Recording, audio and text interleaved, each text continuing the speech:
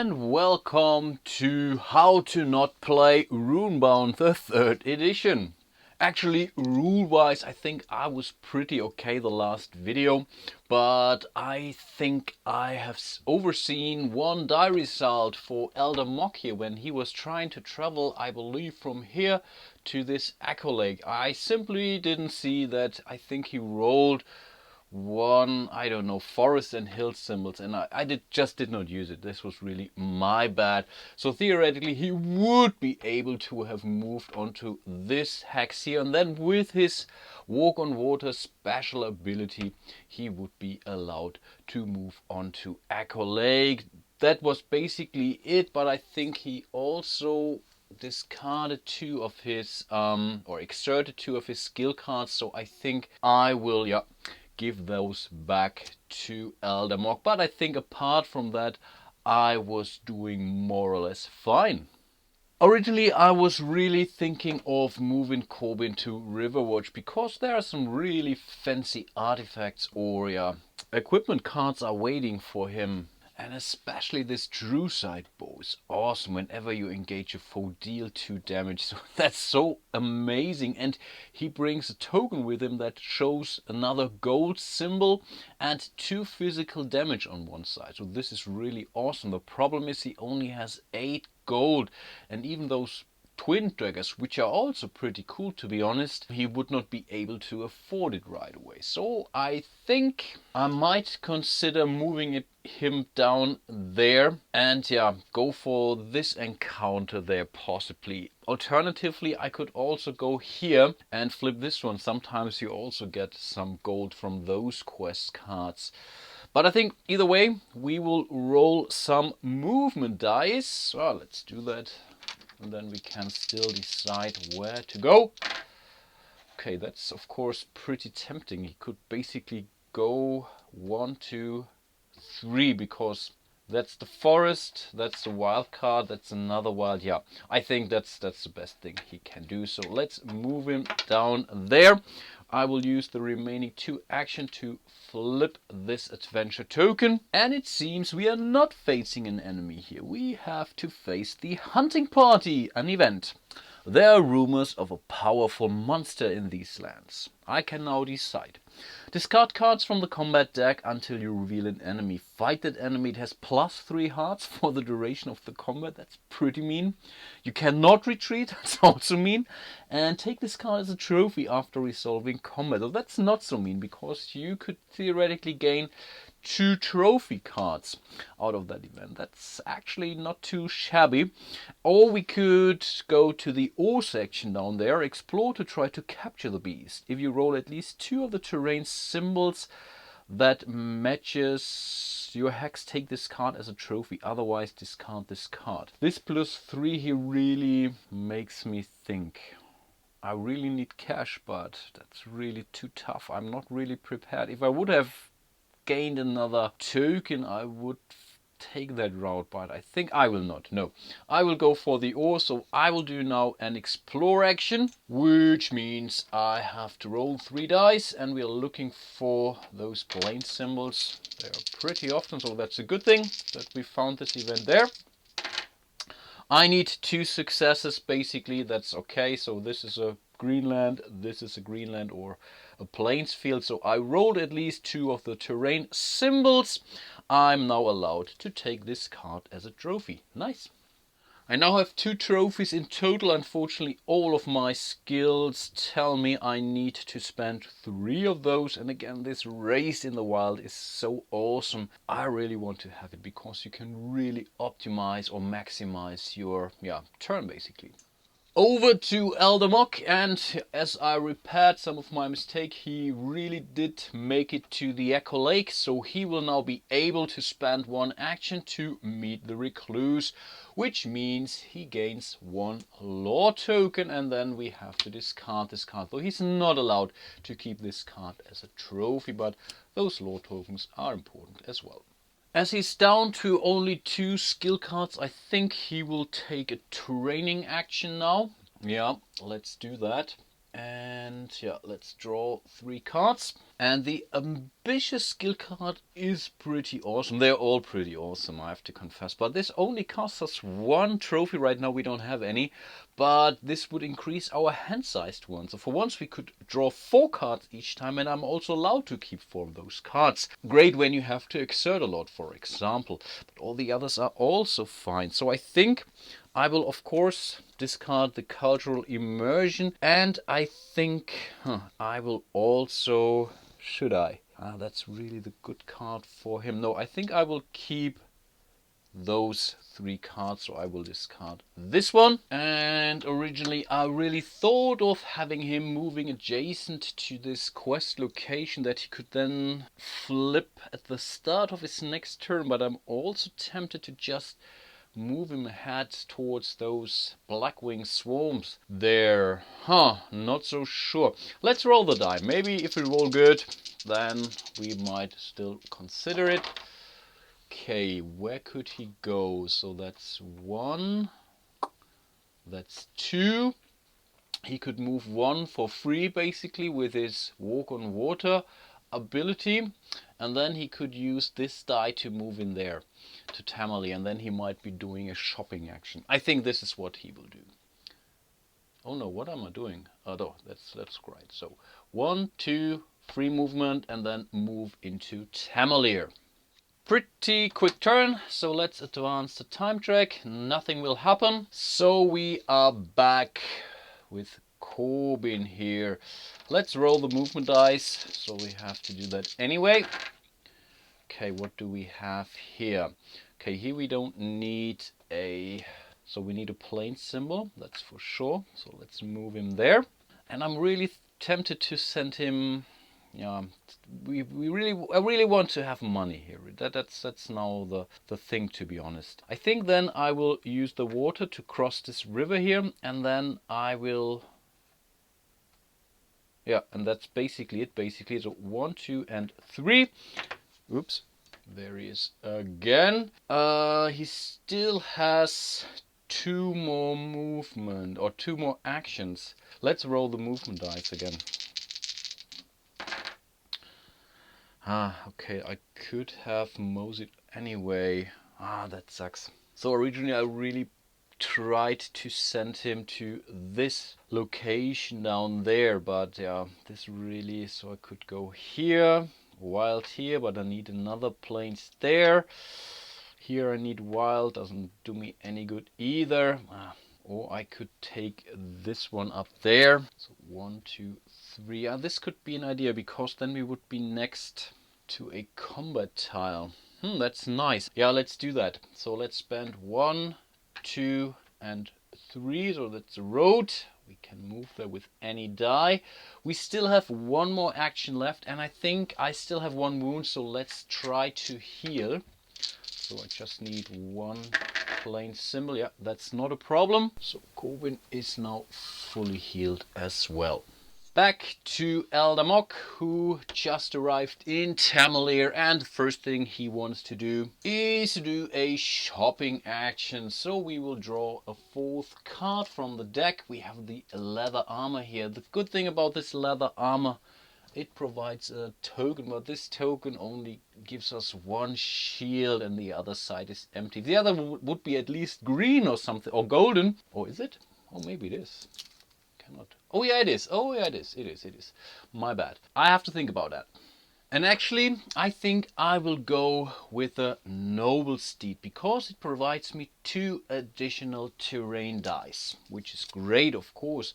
And this also is awesome for this lay of the land skill we recently learned, which makes me explore, and for each symbol that matches my current terrain, I would be able to flip 1 of those tokens of my enemy, and this is awesome. This is really awesome. And of course I can move much quicker through the land. So yeah, let's do that. Let's pay all of the money. 4, 5, 6, and 7. So we just bought this noble steed. We only can have 1 card of each of those types. So this is a movement card, so I can only have 1 movement card in front of me. The same is for weapon or clothing.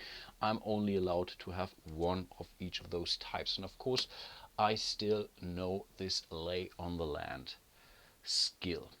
Awesome turn. With his free walk on water skill, he will move onto the Black Wing Swarm, and there he will try to complete the Swarmtails quest, where he has to do an exploration check, and if he gains those symbols, wow, that's awesome. Become delayed to learn a skill in your hand for free. This is really perfect. And the cool thing is, he just bought the Noble Steed, so he will now roll 5 exploration dice instead of only 3.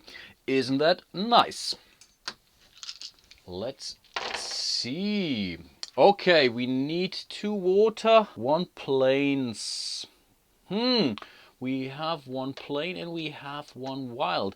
We could also go for the second choice, which would give us 3 gold. But that's not that nice. I think I will rather exert to re-roll one of those dice. I think I will go for the feral strength. I really don't need it that much, I guess. So let's just re-roll, what the heck, this die. So a wild or a water. No, that's not good enough. What to do now? Actually, I really want to keep both of those cards, the Ambitious and the Circle of Protection. This was actually the skill I was hoping for. But I think this is more important. Let's exert again. So I will give away the Ambitious card. Let's re-roll the die again, basically. Let's see.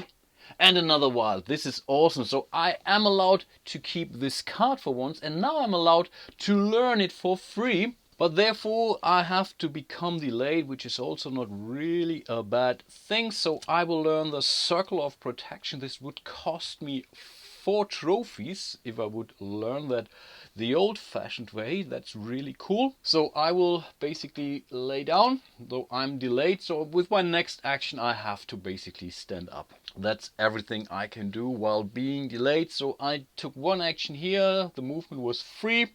I did the exploration, so I have exactly 1 more action left. So I will just stand up, and this concludes the turn of Elder Mock. Let's advance the time track 1 more time. Then we come back to Corbin. He, with his first 2 actions, he will flip this adventure gem. And this would allow me to draw a social adventure card, the Beleaguered Village, an event. A local village was attacked and burned by a rampaging dragon. Please help us, woundbags. The lords will do nothing. Help the town, heal all damage, and train for free. You may trade any goods you have for 1 additional gold. Discard this card. Unfortunately, I don't have any trade goods. I think I would rather go for the ore. Test strength to convince the townspeople that you killed the dragon. Gain 1 gold as a token of thanks, and take this card as a trophy. This is really nice. And right now we do have a strength of 3, so we would be able to draw 3 cards, which is certainly a good thing. Let's do that. Again, we are looking for those little star symbols. First card, first star symbol. Awesome. We managed to convince the town people that we killed the dragon. What mighty dragon slayer we are, huh?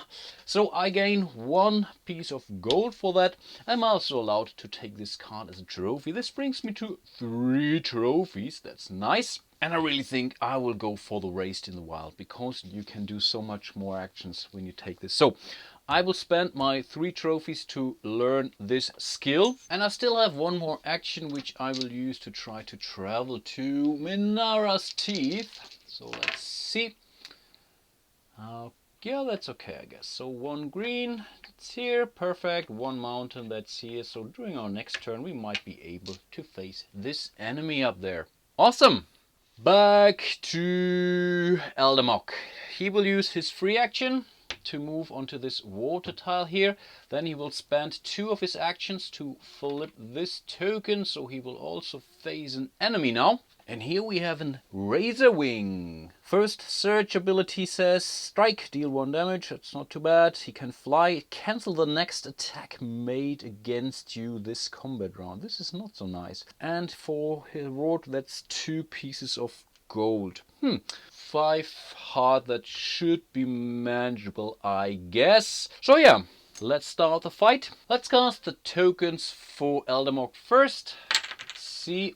Ooh, that's not bad, actually. But we haven't casted any golden symbols, so we might not go first here. But let's see how well the dragon does. Yep, there is one golden token. Even though it's a miss, it still counts for initiative, so the dragon goes first. Not sure, to be honest. I think he will stack this skull on this double token here, so make it safe. I would also considering to do this, but I think that's not really necessary because it will now go over to Eldermog anyway. So yeah, let's stick to the plan here. I think I will not use the Lay on Land ability because overall that's okay, I guess. We should be able to deal with that. So I will just do 2 magical damage with Eldermog. Of course, the Razorwing will defend, and this means the dragon will take 1 point of damage. Then he will use his search ability here, and he will use the second ability here, which says fly, cancel the next attack made against you this combat round. Awesome, isn't it?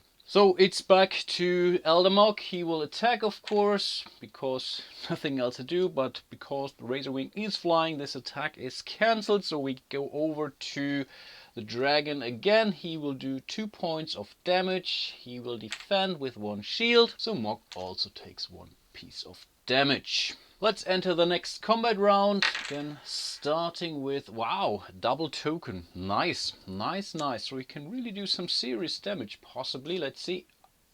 Dragon does. Yeah, I'm pretty sure he will also do a lot of damage now. And wow. And he will go first, that's for sure. And because the dragon knows that Elder has this token on another side, the first thing he will do, he will certainly, I think he will do this one on top of the double token. This will be his very first action. Then it's over to Eldermog. And I guess I again will not use the Lay of the Land ability because he can take out the dragon now. He will take some damage, but that's not that bad. So yeah, let's do that. So he will just stack his axe on top of this double token. And by the way, this is the token he exchanged with the other hero from the Master Story quest. So this is really an actual pretty nice combat token for him. But that's already the action of Elder. Then he will take 2, 3, 4, 5 points worth of damage. Not great, but also not that bad. Then Mog will swing his mighty spear, staff, whatnot, and will inflict 4 points worth of damage. Certainly enough to take out this Razorwing. Nice! So for once he gets 2 pieces of gold. That's certainly a good thing. And he's also allowed to keep this card as a trophy. Awesome! He still has 1 more action, and I think he will just do a training action now. So let's draw 3 cards. Magical during attribute tests you may use. Okay, it's 2 mind, cunning, and defensive stance. What's this? Once per combat round you make so to block 1 damage. That's not too bad, actually. Yeah, why not? I can exert to block 1 damage. That's a pretty cool thing. I would be able to afford that, to be honest. For now, we keep it. We can still train before we go into a combat or so. So I don't have to do that right now. So right now I can keep this as an option. But overall, that's not too bad. Let's advance the time track. And again, we will see another story card. And this one seems to tell a nice little story. The Baron's Aid. When all of Terrinoth is threatened, the Council of 13 acts as one to protect the realm. With the return of High Lord Margarth, the barons are offering a bounty on Dragonlaw in hopes that some brave adventurer will discover the secret to Margarth's defeat. Each hero gains 1 piece of gold for each law he or she has. That's 1 gold for Eldermog. But all the other hero who does not have any law gain 1 law. So that's really a win-win situation. So Mog gains 1 piece of gold and Corbin gets 1 law token. Keep in mind, those law tokens reduce the health of Margarth by 1. Okay, let's do one more round, I guess. So we can really make it to the end of Act 1 today. So with one action, keep in mind, he only needs to spend only one action now for flipping those adventure tokens. He will try to face that enemy. And here we face a great dragon with a health of 5. We gain 2 gold or 1 lore. Whew, that's tempting for both. We have a claw. Remove all of your foes' shield tokens. Oof, that's pretty nasty. And Singe. Deal 1 skull. If it is not blocked for the rest of the combat round, your foe takes 1 damage after he or she resolves a combat action. Wow, that's really a nasty one, but let's face him. Let's cast the tokens for Corbin. That's really a mighty blow. That's 4 points worth of damage. That's not too bad. Let's see how well the great dragon does. Apparently not so good, but he will go first. That's for sure. And yeah, I think, he does not have 2 of them. Remove this really doesn't do him any good. Wow, that's really a weak one for him. So I think I will just inflict 1 point of damage. We don't have a shield. So Corbin takes a point of damage. But he will certainly strike back now with 4 points worth of damage. He will block with 1 shield. So the dragon is already nearly dead. Nice combat round. Let's start the next round. Oh, that was really not so good. But yeah, we have this search. Okay, this could help us. Let's see. Let's see what the dragon does. Again, he will go first. Again, he rolled this one. He can remove now all of the the shield tokens. Should we do that? He will go first, as you can see. Let me think. Yeah, I think he will use the claw ability. So we will remove all the shield tokens. It's gone for this combat round. Now it's the turn of Corbin, and I think he will use his... should he use the brutal assault? No, I think he will go for this agility, and he will tell him, please recast that token here. So let's see. And he is lucky. That's a miss now. Awesome. That was really a good agility action. Now it's back to the dragon.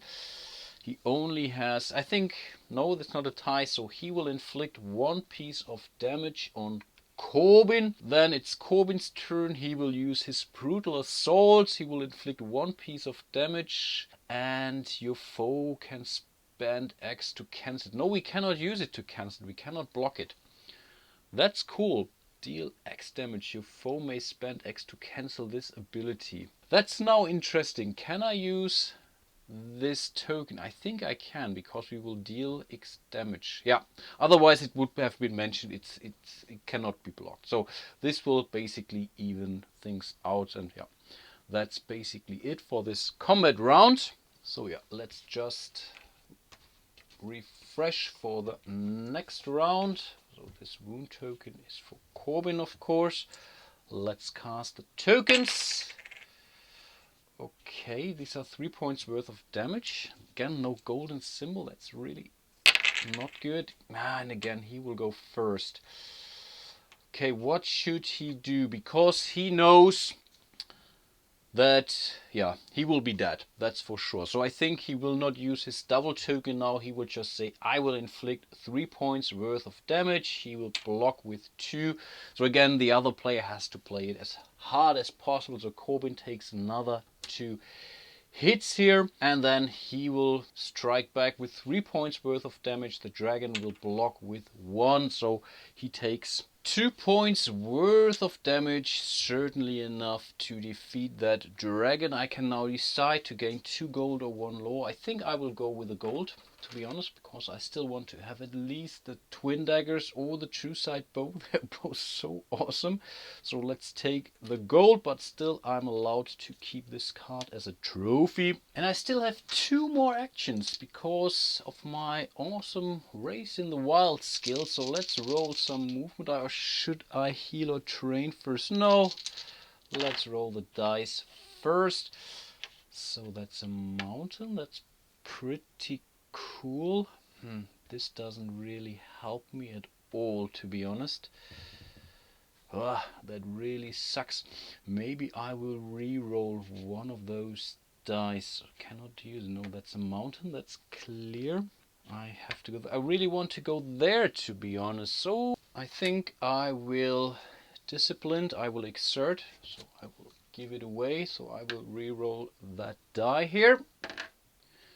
And again, we are not lucky, though this doesn't help me. Should I go somewhere else then, maybe? No. I think I will... could still... No. 1, 2. I will go here. That's the second action. And I think with the third action, I will just move adjacent to this space. And then during my next turn, I might be able to flip that card. And I really was hoping to get there, to be honest. No, that really sucks. Let's move over to Elder Mock. He will move there for free. Then he will do his free movement, or he will move adjacent without rolling a die. He could roll dice, but he will move to Tamalier. This was his first action. Then he will take a shopping action there. Because I really think we really should go for this leather armor here. But let's see what we draw. And here we have some winged boots. Those winged boots give me another +1 movement die. And there's no limit, even though there are only 5 of those. Yeah, not so nice dice in the game. But I think I would rather go for this token, because even if I miss, I gain +1 initiative. I think that's certainly a good thing. So I will go for this leather armor. So let's take it. This means I gain this additional token. So from now on, I will cast 4 tokens. That's certainly a good thing. And with the third action, I will rest. And as I'm not on a wilderness hex, I can rest or heal all of my wound tokens. And that's basically the end of the round. Let's advance the time track one last time for this video. Again, we will flip all those adventure gems. This time we did reveal a lot of those. Hopefully I'm not missing one of them. Here is one more. There is one more. That should have been all. And when now all the players have taken their actions, Act 1 will end, and then we will spawn Margath in Skydown. But I think this is certainly something for the next episode of my playthrough of Runebound. Hope you are still enjoying it. Hope I didn't make too many mistakes again. Make me aware whenever you spot one. I will really try to correct them as good as I can. And yeah, hope to see you soon in one of my next videos. And until then, bye bye.